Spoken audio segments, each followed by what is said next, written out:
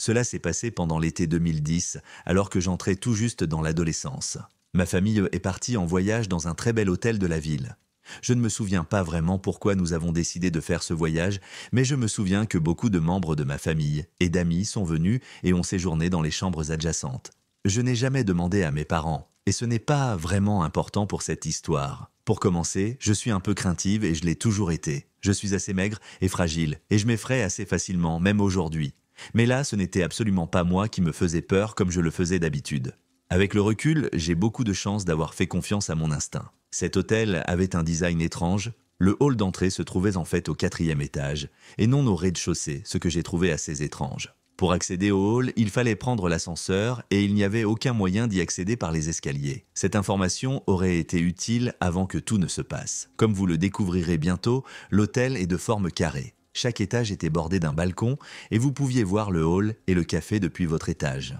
En fait, si vous vous rendiez à votre chambre, vous pouviez être vu de tous ceux qui se trouvaient à votre étage. S'ils sortèrent de leur chambre et regardaient autour d'eux, j'avais toujours peur de tomber par-dessus le balcon et de dévaler les 8 étages jusqu'à ma mort. Mais heureusement, les rails étaient suffisamment hauts pour que je ne sois pas trop inquiet pour ma sécurité. Le premier ou les 2 premiers jours ont été agréables.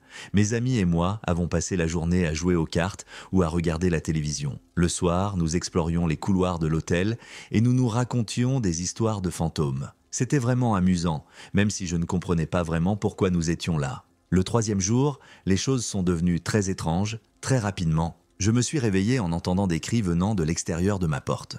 En raison de la conception de l'hôtel que j'ai mentionné, les sons provenant du hall d'entrée se répercutaient jusqu'au sommet du bâtiment.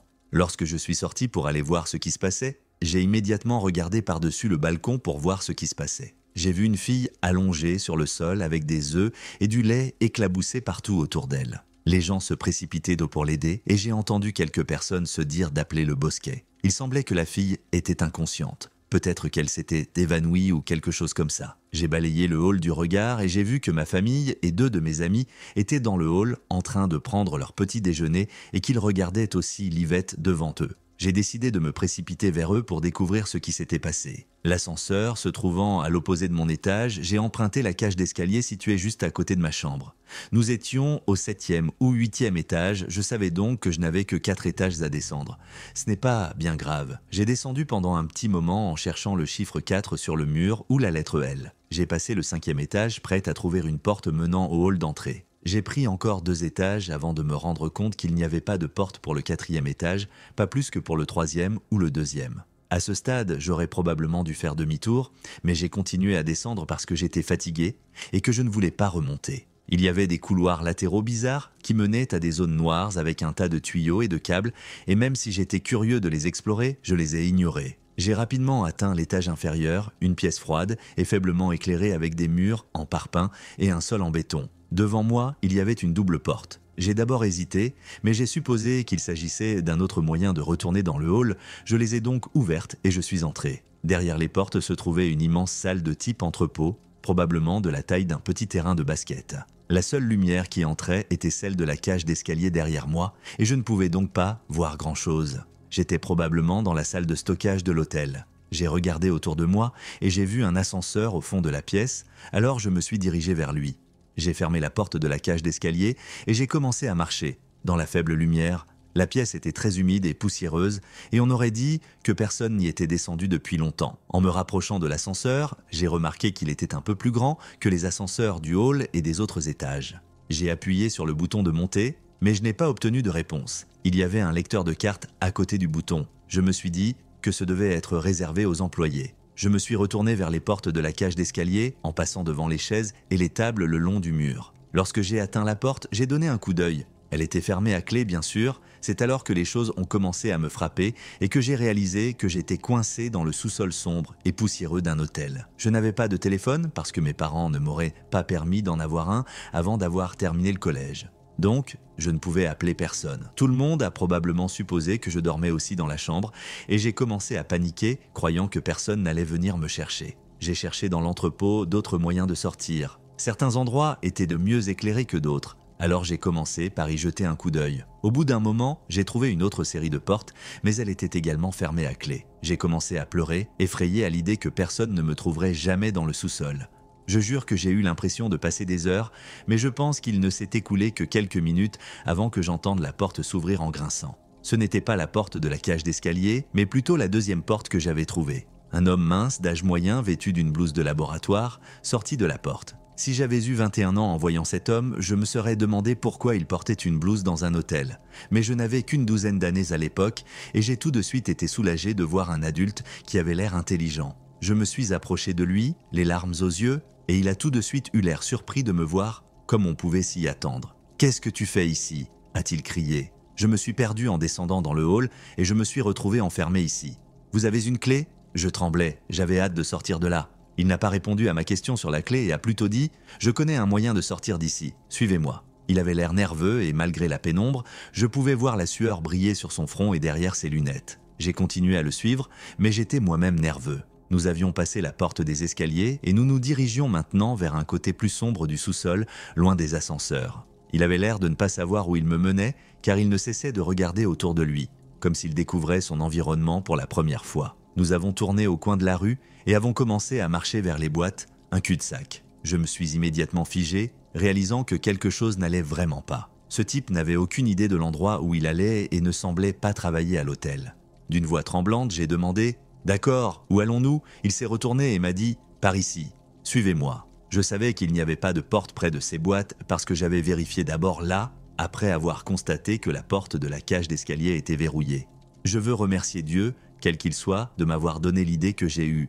Ensuite, j'ai commencé à crier aussi fort que possible. J'ai crié si fort que je me suis donné mal à la tête. L'homme, irrité et se bouchant les oreilles, a commencé à me crier « Qu'est-ce que tu fais? Taisez-vous » J'ai continué à crier et je ne me souviens même pas combien de temps j'ai crié. Finalement, l'homme a craqué et s'est mis à marcher rapidement vers moi. Je me suis lancé dans un sprint complet vers les portes de la cage d'escalier en espérant qu'elles s'ouvrent comme par magie. Il n'a même pas couru après moi, mais il a marché sévèrement derrière moi en marmonnant des choses comme « stupide gamin » et d'autres compliments gentils. J'étais à 1,50 m de la porte quand quelqu'un a fait irruption. Mon sauveur était un concierge de l'hôtel qui avait entendu les cris dans la cage d'escalier. Il a vu la situation, moi et un type quelconque en blouse de laboratoire dans un sous-sol fermé à clé et m'a immédiatement dit de me mettre derrière lui. Le concierge m'a demandé qui était cet homme et je lui ai répondu que je n'avais aucune idée qu'il était entré par la porte de l'autre côté de la pièce et je l'ai montré du doigt. Le concierge a rapidement informé le bureau par radio qu'il avait trouvé un enfant au sous-sol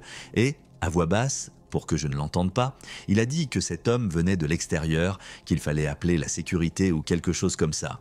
L'homme en blouse de laboratoire a commencé à essayer de discuter avec le concierge, affirmant qu'il cherchait simplement des toilettes, mais le concierge ne l'a pas cru et a continué à dire des choses comme « Attendez que la sécurité arrive et parlez-en avec eux ». Je suis resté à côté de lui pendant tout ce temps, essayant de comprendre ce qui se passait, perdu dans mes pensées. Finalement, un employé de la réception est arrivé et m'a fait remonter les marches jusqu'au hall d'entrée où j'ai rencontré ma famille qui, étonnamment, n'avait aucune idée de ma disparition. Je leur ai raconté cette histoire, en pleurant et en tremblant, et ils m'ont serré très fort dans leurs bras, remerciant sans cesse l'employé pour son aide. Mais je n'ai jamais pu remercier ce concierge. En y repensant aujourd'hui, je n'ai absolument aucune idée de ce que cet homme faisait au sous-sol. Je n'ai aucune information sur ce qui s'est passé par la suite ou sur son identité. Mais je sais pertinemment que l'incident avec la fille dans le hall d'entrée n'avait rien à voir. Une histoire d'hypoglycémie? Je n'en suis pas tout à fait sûr. J'ai beaucoup réfléchi à cette journée et l'explication que je peux en tirer est que la porte que j'avais trouvée dans le sous-sol menait aux rues de la ville d'où il avait dû errer. Je n'ai aucune idée de ses intentions, ni de la raison pour laquelle il portait une blouse de laboratoire, ni même de la raison pour laquelle il a choisi de faire semblant de connaître une issue. C'est une épreuve qui dure encore et qui a commencé la semaine dernière. J'essaie toujours de trouver comment gérer la folie qui s'est rapidement emparée de ma vie.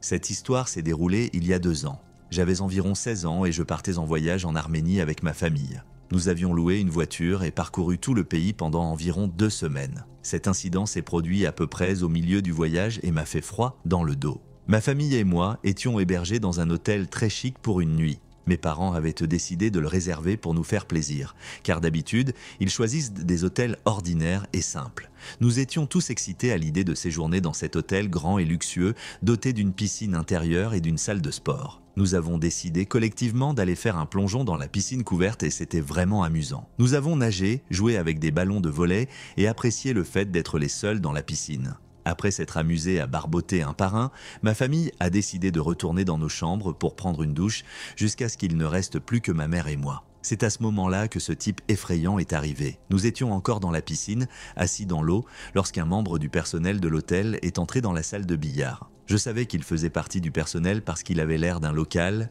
et il est allé allumer les lumières de la piscine par le boîtier d'interrupteur de l'autre côté de la piscine. La première chose qui m'a semblé étrange, c'est qu'il a fait exprès de passer à côté de nous et m'a regardé fixement avec un sourire effrayant. J'étais un peu bizarre, mais beaucoup de gens nous regardaient bizarrement parce que nous ressemblions à des Européens. Des cheveux et une peau claire, ce qui est inhabituel pour eux de toute façon. Il est resté dans la chambre là, à faire quelque chose dans le coin pendant que ma mère décidait qu'il était temps pour elle de quitter la piscine et de rentrer parce que j'avais partagé ma chambre avec ma sœur et je savais qu'elle était probablement encore sous la douche. Je suis resté dans la piscine après le départ de ma mère. Cependant, le gars continuait à me regarder et à m'observer, alors j'ai rapidement changé d'avis. Je suis sorti de l'eau, j'ai pris ma serviette et j'ai commencé à sortir de la piscine. L'homme a décidé d'essayer de me parler, il m'a dit à quel point j'étais jolie. Il m'a demandé mon âge, le tout dans un anglais approximatif. J'ai souri, hoché la tête, les remercié et suis reparti. Je me suis senti effrayé, mais ce n'était pas vraiment inhabituel. Je vais dans la salle de bain des femmes, juste à côté de la chambre, avec la piscine,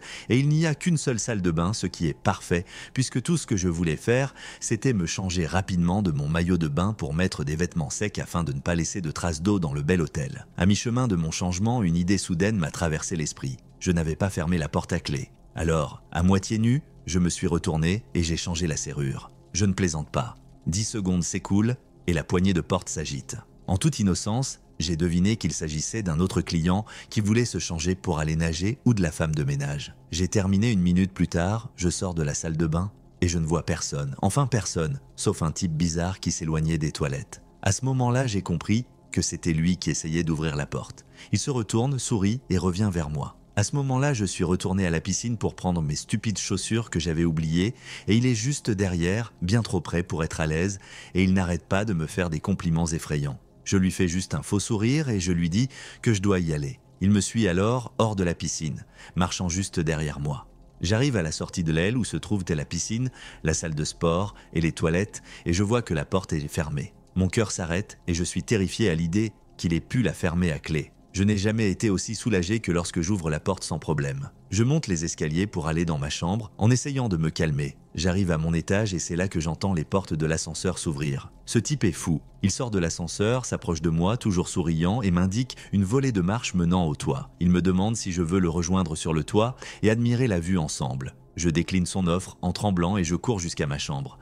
J'y suis entré, j'ai fermé la porte à clé et j'ai espéré qu'il ne viendrait pas frapper à la porte. Par la suite, je l'ai revu plusieurs fois à l'hôtel et il a toujours essayé de me parler. J'en ai parlé à mes parents et ils étaient plutôt effrayés, mais nous n'avons rien dit puisqu'il semblait être quelqu'un d'important à l'hôtel, un directeur ou quelque chose comme ça.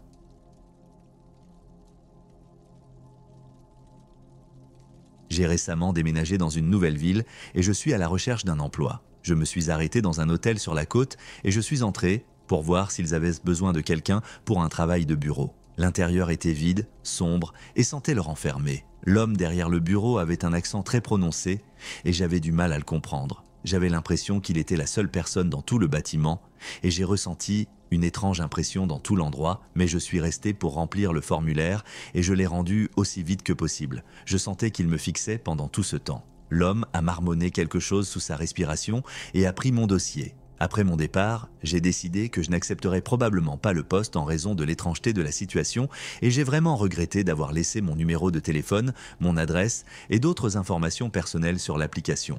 Plus tard dans la soirée, alors que je suis chez moi en train de regarder les Jeux Olympiques dans mon salon, vers 22h, je vais dans ma chambre pour prendre mon téléphone sur le chargeur et je vois que j'ai un appel manqué depuis quelques minutes. C'est étrange que quelqu'un m'appelle si tard, mais j'ai recomposé le numéro pour satisfaire ma curiosité. Une femme à l'accent prononcé répond et exige de savoir qui l'appelle. Je lui ai dit poliment que j'avais manqué un appel de ce numéro et elle s'est mise à crier « non ». puis à m'appeler par mon pseudonyme, à tue-tête, et à raccrocher. J'ai eu peur qu'elle utilise mon nom dans ses propos délirants, mais j'ai pensé que c'était une droguée qui avait raté mon numéro. Je ramène mon téléphone dans le salon et je m'assois. C'est alors que mon téléphone se remet à sonner. Je réponds et c'est l'homme de l'hôtel qui hurle mon nom encore et encore. Il hurle littéralement à plein poumon et j'entends la femme crier aussi. J'ai pu saisir des bribes de ce qu'ils disaient, mais entre leurs accents et leurs cris, c'était vraiment difficile de tout saisir. Je sais que ça n'a pas de sens, mais tout ce que j'ai entendu, c'est « Dérangez mon téléphone, dérangez votre vie que vous ne pouvez pas voir ».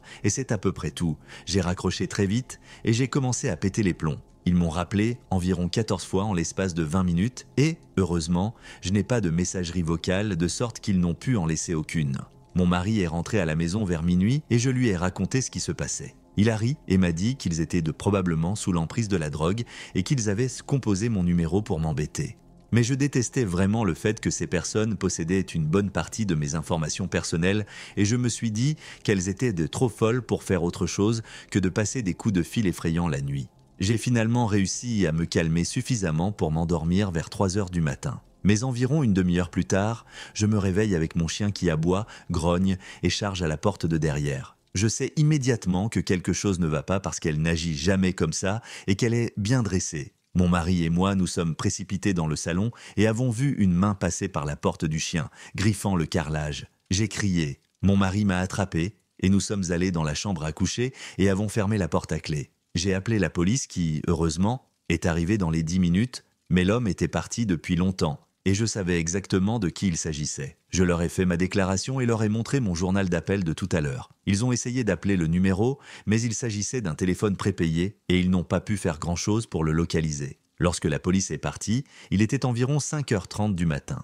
Il était environ 5h30 du matin, ce qui me convenait puisque je ne pouvais pas dormir de toute façon. Quelques heures plus tard, mon mari, qui était encore très énervé, et moi avons décidé d'aller à l'hôtel pour essayer d'obtenir des informations sur le type et informer le personnel que ce type était fou. Nous avons parlé au directeur de l'hôtel qui nous a dit que l'homme que j'avais décrit avait été licencié il y a 1 an pour avoir harcelé une femme de ménage. Qu'est-ce qu'il faisait dans le hall d'entrée ? La semaine dernière, ils ont vérifié les caméras de sécurité et découvert qu'il était constamment dans l'hôtel et qu'il regardait par les fenêtres. Je suppose qu'il s'est faufilé dans l'hôtel pendant que le directeur quittait son bureau juste au moment où j'entrais. Le directeur a contacté la police et a pu porter plainte contre lui pour violation de domicile. Maintenant, au moins, la police est à sa recherche. À ce moment-là, j'étais en larmes et j'avais donné toutes mes informations à un fou. Il me harcelait et me traquait. Je reçois encore des appels téléphoniques de numéros étranges pendant la nuit, mais heureusement, il n'est pas retourné à la maison. Pour autant que je sache, j'ai contacté les personnes de référence que j'avais mentionnées dans ma candidature pour les informer de ce qui se passait. Apparemment, mon ancien patron a reçu un message vocal vers 2h du matin le lundi,